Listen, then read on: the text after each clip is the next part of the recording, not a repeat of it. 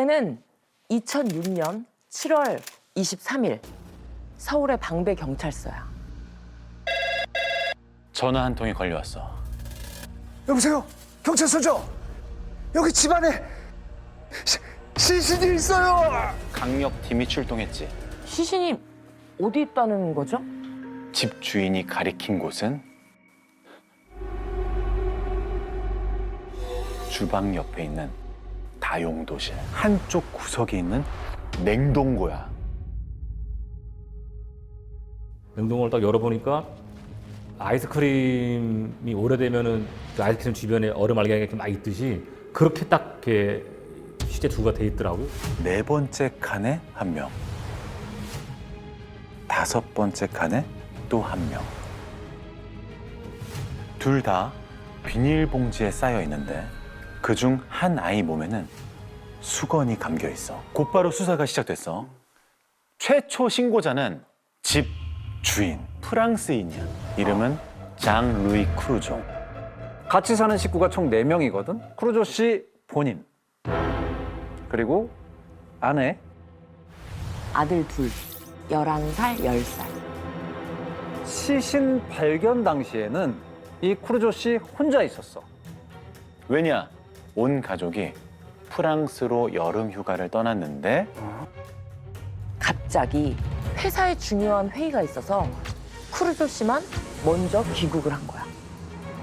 휴가를 갔다 오니까 집안 냉동고에 아기 시신이 들어있다. 사망 원인 밝혀내지 못했어.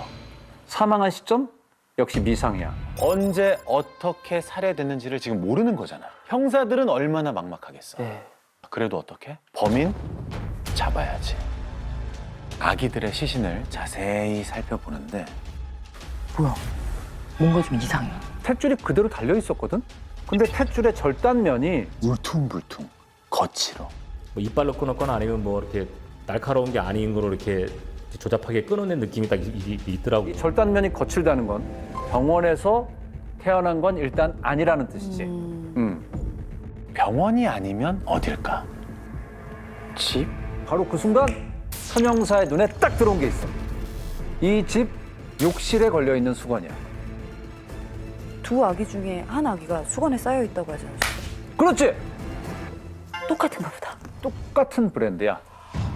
심지어 색깔도 똑같았대. 아기를 담은 비닐봉지 있었지. 원래 이 집에 있었던 거였어. 그럼 이 집에서 벌어진 일 아니에요? 아기들이 이 집에서 태어났다는 얘기지. 이 집에서 아기를 낳을 수 있는 사람, 크루조의 아내. 베로니크. 당시 39살. 39살이면 뭐 아이를 낳을 수 없는 건 아니에요. 그치. 곧바로 남편 크루조한테 물어봤지. 최근에 부인이 출산한 적이 있습니까? 아기를 낳아요? 에이, 말도 안 됩니다. 농. 내 아내는 아기를 못 낳습니다. 못 낳는다고요? 3년 전에 자궁 적출 수술을 했대. 그럼 못 낳지. 혹시나 해서 확인을 해봤더니 남편의 말이 다 맞아. 3년 전에 급성 폐혈증이 와서 자궁을 드러냈어. 아내 베로니크는 용의선상에서 제외됐어. 전화 한 통이 걸려왔어. 국과수야. 지금 아기들 아빠를 찾았습니다. 일단은 두 아이를 결과를 얻은 걸 가지고 크루즈 씨의 DNA 결과하고 비교를 했죠. DNA 마커에는 두 개의 숫자가 쓰여져 있거든요. 그 숫자 하나는 다 이 크루즈 씨께 나오는 거예요. 두 아이한테서. Y 염색체에서 또 똑같은 결과가 나오게 됩니다. 그러면 이 사람이 아버지인데 우리는 그렇게 생각하죠. 아빠가 누구다? 크루조. 그래. 천영사는 곧바로 프랑스로 연락을 했어. 당장 귀국해서 조사받아라.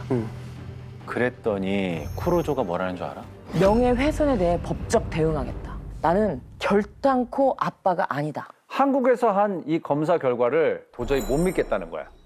그러던 어느 날 오늘은 뭐 좀 나왔어? 아니 답이 안 나온다. 아내랑 이렇게 종종 사건 얘기를 나누곤 했는데 갑자기 아내가 툭 한마디를 던지더래. 제가 은연중에 와이프는 아닐까? 본인이 임신을 하고 본인이 혼자 출산을 해서 그렇게 했을 수 있지 않을까 했더니 저보고 굉장히 소설쓴다는 식으로 얘기를 했던 것 같아요. 급성 폐혈증이 와서 이렇게 자궁을 적출해가지고 애를 못 낳는데 자궁에 문제가 있어서 저출수를 한 거 아니야? 폐혈증이 그래서 왔겠지. 그러니까 임신을 했으니까 폐혈증이 왔다는 건가? 선후가 바뀐 게 아니냐는 거야. 폐혈증이 와서 자궁을 드러낸 게 아니라 자궁에 문제가 생겨서 폐혈증이 온 거다. 폐혈증이 올 정도로 자궁에 문제가 생겼다? 그럼 뻔하지 않아? 병원이 아닌 데서 애를 낳다가 잘못돼서 자궁에 문제가 생긴 거지. 남편은 다시 얘기했어. 아이, 무슨 소리 하는 거야, 여보. 자궁 수술을 받은 게 벌써 3년 전이라니까. 바로 그 순간 아내가 결정적인 한마디를 날렸어. 아기들 사망 시점을 모른다며. 천영사는 갑자기 머리가 쿵! 한 방 얻어맞은 느낌이 들었대. 자, 그럼 다음 단계는 이 가설을 뒷받침할 증거. 증거를 찾아야지. 천형사가 들고 나온 건 바로 이거야. 칫솔. 빗. 그리고 귀이개. 근데 문제는 누가 쓰던 건지는 몰라. 이 집 식구가 몇 명이었지? 4명이요. 4명이야. 아들 둘 포함해서 4명. 베로니크가 쓰던 걸 찾아내야지. 이 칫솔. 칫솔을 검사했더니 여기서는 남자의 유전자가 나왔어. 신문할 때 쿠루조의 유전자 채취해둔 게 있었잖아. 그거랑 비교해 봤더니 이 칫솔을 쓴 남자와 쿠루조가 부자 관계야. 그럼 이 칫솔의 주인은 누구다? 아들. 이 집 아들 중 한 명 거야. 다음은 이 귀이개와 빛. 여기선 여성의 유전자가 나왔어. 그럼 베로니크일까? 베로니크겠지? 가능성은 높지만 단정할 순 없어. 그걸 확인하는 방법이 있는데 미토콘드리아. 이 미토콘드리아는 세포 속에 있는 엄청 작은 기관인데 이 DNA에는 아주 특이한 게 있어. 목의 유전. 엄마한테서만 이 DNA를 물려받아. 이 칫솔에서 나온 이 아들의 미토콘드리아 DNA를 이 귀이개와 빛에서 나온 여성의 미토콘드리아 DNA랑 맞춰봤더니 정확히 일치해. 모자 관계야. 그럼 이 귀이개, 빛의 주인공 누구? 베로니크. 냉동고에 있는 아기들과 비교해보면 답이 딱 나오겠지. 결과는 어땠을까? 일치. 모자 관계로 나왔어. 프랑스 경찰이 부부를 긴급 체포했어. 그제야 하나하나 내막이 드러나는데 충격이 꼬리를 물어. 더 충격적일 게 또 있다고요? 조사 과정에서 베로니크는 이렇게 털어놨어. 아기가 하나 더 있었어요. 한국에 오기 전에 한 명을 한 명을 더 죽였대. 아무도 모르게 임신하고 벽난로에 넣어서 태웠대. 재판 과정에서 그녀가 이런 말을 했대. 내가 죽인 건 아기들이 아니었어요. 처음엔 임신했다는 걸 알았지만 어느 순간 잊어버렸어요. Et ce qu'elle a souvent dit durant le procès, c'est qu'elle n'avait pas conscience de tuer des bébés. Pour elle, c'était une partie d'elle qu'elle tuait. C'était pas des enfants.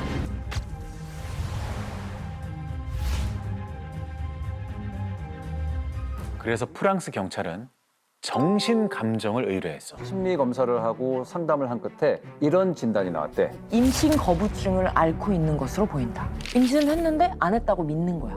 임신하면 당연히 몸이 변할 거 아니야. 그렇죠. 생리도 멈추고. 그래. 근데 놀라지 마. 임신 거부증을 앓으면 생리로 착각할 수 있는 출혈이 있을 수 있대.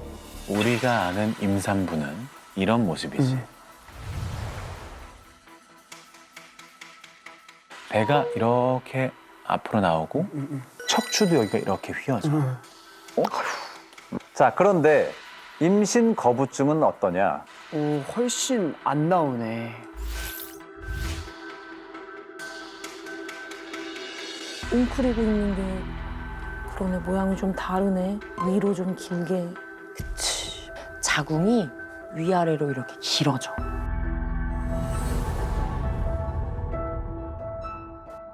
아이의 공간이 굉장히 좀 진짜 좁아 보이네요. 그렇지. 근데 그 이유가 좀 짠해. 엄마가 임신 사실을 받아들이지 않으면 이 태아도 조용히 숨어서 자란대. 태동도 안 하고. 엄마가 자기를 원치 않는 걸 아니까 엄마 눈에 띄지 않으려는 거래. 의학계에서도 조심스러워한대. 자칫하면 살인을 정당화하는 핑계로 악용될 소지가 있으니까. 그렇지. 그러면 안 되지. 절대로 안 되지. 그치. 베로니크의 재판은 프랑스에서 엄청난 논란을 일으켰어. 자식을 죽인 비정한 살인마다. 중형에 처해야 한다. 임신 거부증 환자 아니냐. 정상을 참작해야 한다. 최종 판결은 피고인에게 징역 8년을 선고한다. 원래 프랑스는 미성년자를 살해하면 무기징역까지 선고를 한대. 자, 근데 징역 8년이면 임신 거부증이 어느 정도 받아들여졌다고 봐야겠지. 애들 시신 보면서 이제 발 어루만지면서 내가 너네들 원한을 풀어줄게 막 했는데 엄마가 범인이다 보니까 이게 내가 정말 원한을 풀어준 게 맞나 이런 생각이 들더라고요. 이게 하필이면 엄마다 보니까 이게 엄마한테 죽은 거를 내가 밝혀서 이게 무슨 좀 안타깝더라고요, 말대로 진짜. 이렇게 후련한 그런 게 아니라 이 애 입장에서 봤을 때는 그 사건을 바라봤을 때 다른 사람들은 사건만 보잖아요. 있을 수 없는 일인데 왜 그랬대? 이거만 보는데 그 조사 과정 동안 그 사체였던 아이들은 그 냉장고에 있던 3년만이나 있었고 이제 오갈 데 없이 있었다는 것도 있었고 그 영아들에 대해서 아무도 기억하거나 생각하거나 배려하지 않았다는 생각이 들어서 조금 슬펐던 것 같아요. 자기가 이렇게 그냥 마음껏 난 자라날 거야, 이만큼 배가 부를 거야로 자라지 못했고 그렇게 눈치 보고 자라다가 태어나서도 부정당했고 이렇게 시간이 훌쩍 지나서야 그제서야 몇 년이 지나서야 완전 생판 남인 분이 그렇게 생각을 해줬다라는 게 너무 좀 안타깝네요. 간 고등어를 넣기 위해 냉동고 안에 버릴 음식물들이 없는지 살펴보려 비닐봉지를 열어보는 순간 그는 상상도 못할 끔찍한 것을 발견하고 소스라치게 놀랐습니다. 음식물인 줄 알고 열어봤던 비닐봉지 안엔 꽁꽁 얼어붙은 영아의 사체가 있었던 것입니다. 사건 접수를 받은 방배경찰서는 영아 유기 살해범을 잡기 위해 주변을 중심으로 탐문 수사를 벌였지만 신고된 지 며칠이 지나도록 특별한 단서조차 찾지 못했습니다. 그 사이 사건의 신고자였던 크루조 씨는 경찰서에서 간단한 진술만 마친 뒤 프랑스로 출국했습니다. 영아들의 사체가 심하게 얼어 있어 사망 시점을 알 수 없고 특별한 외상도 없어 구체적인 사망 원인은 밝혀내지 못했습니다. 사건이 일어난 장소인 크루조 씨의 집은 그가 다니는 회사에서 임시로 마련해준 70평이 넘는 호화빌라입니다. 곳곳에 설치된 보안 장치로 외부인의 출입이 철저히 통제되어 있는 데다 크루조 씨의 휴가 기간 중에 집안은 물론 건물 내부 폐쇄로 TV에도 외부에서 침입한 흔적은 찾아볼 수 없었습니다. 감시 장치가 설치가 돼 있어갖고 전혀 사람이 출입할 수가 없어요. 그 카드나 키를 갖고 있지 않은 한 전혀 들어갈 수가 없어요. 그런데 2달간 장기 휴가를 떠나는 크루조 씨는 친구 마틴에게 그동안 집을 봐달라며 보안 카드와 열쇠를 맡기고 프랑스로 가족과 함께 휴가를 떠났습니다. 크루조 씨가 휴가를 간 사이 경찰이 확인한 출입 기록에 의하면 마틴은 4차례 정도 크루조 씨의 집을 방문했고 머무른 시간은 6분을 넘기지 않았습니다. 그러나 아이를 냉동고에 넣고 도망가기엔 충분한 시간이었습니다. 하지만 집 열쇠를 맡긴 만큼 크루조 씨와 막역한 사이인 그가 많은 장소를 놔두고 친구의 집 냉동고에 아이를 유기했다는 것은 상식적으로 납득이 되지 않는 일이었습니다. 만약 제3의 침자가 들어와 죽은 아이를 냉동고에 두고 간 것이 아니라면 집주인과 잘 아는 누군가가 집안에서 아이를 낳고 곧바로 유기한 것은 아닐까. 경찰은 영아의 사체를 감싸고 있던 수건과 비닐봉지가 집안에서 집주인이 쓰던 물건인 점에 주목하기 시작했습니다. 특히 비닐봉지의 경우 크루조 씨 빌라에서 그리 멀지 않은 슈퍼마켓에서 특수 제작해 지난 3년간 써오던 것이었습니다. 그러니까 여기서 제가 쭉 오픈한 일을 3년째 이걸 갖고 있는데 이걸 계속 쓰신 거예요? 예. 그분 혹시 만나보신 적 있나요, 이 동네? 이 동네 만나본 게 아니라 우리 매장에 매일 왔죠. 아, 그래요? 예. 그 부부가? 그럼요. 하루에 한 번씩 와요. 용의자가 집안 물건을 쓴 점을 고려해 경찰은 수사망을 좁혔고 그러던 중 뜻밖의 사실이 드러났습니다. 영화하고 예. 장루이 씨의 그 타액 모발을 의뢰를 했었죠. 공교롭게도 장루이 씨는 이 애들의 아버지로 판단할 수가 있더라고요. 신고 당일 경찰은 크루조 씨의 동의를 구해 그의 모발과 타액을 채취해 국가수의 검사를 의뢰했습니다. 그 결과 죽은 영아와 크루조 씨의 유전자가 동일하게 일치한 것입니다. 또 죽은 두 아이는 크루조 씨와 한 여인 사이에서 태어난 형제라는 것이 검사 결과 밝혀졌고 일란성 쌍둥이는 아니지만 이란성 쌍둥이의 가능성은 있는 것으로 나타났습니다. 일주일에 한두 차례 집안 청소를 도와주는 필리핀 가정부에 대한 조사를 시작했습니다. 크루조 씨와 내연의 관계에 있지 않을까 추측했지만 그녀 역시 아무런 혐의점이 발견되지 않았습니다. 필리핀 가정부는 잠시 필리핀으로 갔다가 들어왔을 때 한국 수사기관의 조사에 의해서 경찰의 조사에 의해서 조사를 했고 DNA 감정도 했고 이게 아니라는 게 밝혀졌죠. 필리핀 가정부의 DNA 검사도 일치하지 않자 경찰은 집안에서 크루조 씨 가족이 사용한 것으로 추정되는 칫솔과 빗, 귀이개 등 생활용품들 일부를 수거해 국과수의 유전자 분석을 다시 한번 의뢰했습니다. 그 6개의 DNA가 3개는 남자 거였고 예. 3개는 여자 거였어요. 예. 3개가 남자 거였는데 2개는 미안한 얘기지만 장루이 씨 거하고 똑같았어요. 다시 정리하자면 생활용품에서 총 6개의 DNA를 찾아냈고 그중 3개는 남자, 3개는 여자의 것이었습니다. 남자의 것 중 2개는 크루조 씨의 DNA였고 나머지 1개는 크루조 씨 아들의 DNA로 밝혀졌습니다. 그리고 크루조 씨의 아들과 죽은 영아들은 형제지간인 것으로 드러났습니다. 여자께 또 3개가 있었습니다. 예. 그중에 빛과 귀에서 나온 여자 DNA는 똑같았어요. 그러니까 한 사람 거라는 얘기죠. 예. 미토콘드리아 DNA를 또 분석을 했어요. 예. 그러니까 애들하고 똑같더라고요. 애들 3명하고. 그러니까 당연하게 저희는 이거는 애들 엄마 DNA입니다. 죽은 2명의 영아와 크루조 씨의 아들은 한 어머니에게서 태어난 형제들이라는 것이 확인된 것입니다. Monsieur Courgeot a donné un prélèvement ADN. En ce qui concerne Madame Courgeot, elle était en France lorsque cette affaire a débuté et bien entendu, elle n'a pas pu donner de prélèvement ADN. La police coréenne n'a pas de prélèvement ADN direct de Madame Courgeot. 베로니크의 DNA 샘플 논란 속에 이때 중요한 증언자가 나타났습니다. 바로 3년 전 부부가 사는 빌라의 경비원으로 있었던 최 씨. 병원에 입원했던 며칠 만에 와서 지금 얼굴이 많이 수축된 거 그거 한 번은 기억나요. 몸이 아주 한쪽하고 왔는데 병원에 저 한 며칠 있다 온 것 같더라고.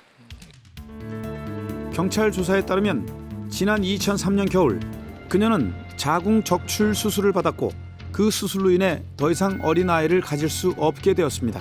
경찰은 병원에 보관 중이던 조직 샘플로 유전자 검사를 실시했습니다. 그럼 이제 이 조직이 이 엄마라고 판단된 DNA와 둘이 일치하기만 하면 베로니크가 엄마라는 걸 판정할 수 있겠죠. 그래서 그 조직을 분석해 보니까 그 엄마로 판단된 DNA와 똑같은 결과가 나오더라고요. 그러니까 저희는 당연히 이 아이들은 장루이가 아버지고 베로니크가 엄마라는 겁니다. 만약 DNA 검사 결과처럼 베로니크가 죽은 2 아이들의 엄마라고 가정한다면 그녀는 수술 전에 출산을 했어야만 합니다. 당시에 그 추정을 해볼 수 있는 거는 영아들을 집에서 병원 외부에서 낳아서 그 그 과정에서 심각하게 손상이 있어서 염증이 퍼져서 그렇게 된 것이 아닌가라고 추정을 해볼 수 있는데 부부가 머무르고 있다는 고향집을 찾아가 봤습니다. Vous avez atteint un niveau d'hypocrisie, je suis désolé monsieur, mais ça commence à devenir très fatigant, usant. J'ai vraiment une dent contre la presse coréenne. Tous les deux, on a beaucoup d'amour pour ce pays. On a laissé beaucoup de choses en Corée. Mais la manière dont on se fait traiter en Corée par la presse coréenne est absolument insupportable. très bien, mais La presse coréenne est en train de détruire ma vie. 짧은 대화였지만 그는 무척 차분했고 한국과 한국 언론에 대한 서운하고 억울한 감정을 숨기지 않았습니다. Si que la presse coréenne les a considérés comme coupables dès maintenant, et donc nous on appelle ça la présomption d'innocence n'a pas été respectée. 이제 우리는 어떤 관행상 그 수사 사항이 이제 언론에 많이 이렇게 공개가 이제 되었죠 지금까지. 그런데 서구 사회에서는 이제 수사 사항이 공개되기보다는 재판의 결과가 상세하게 이제 공개되는 것입니다.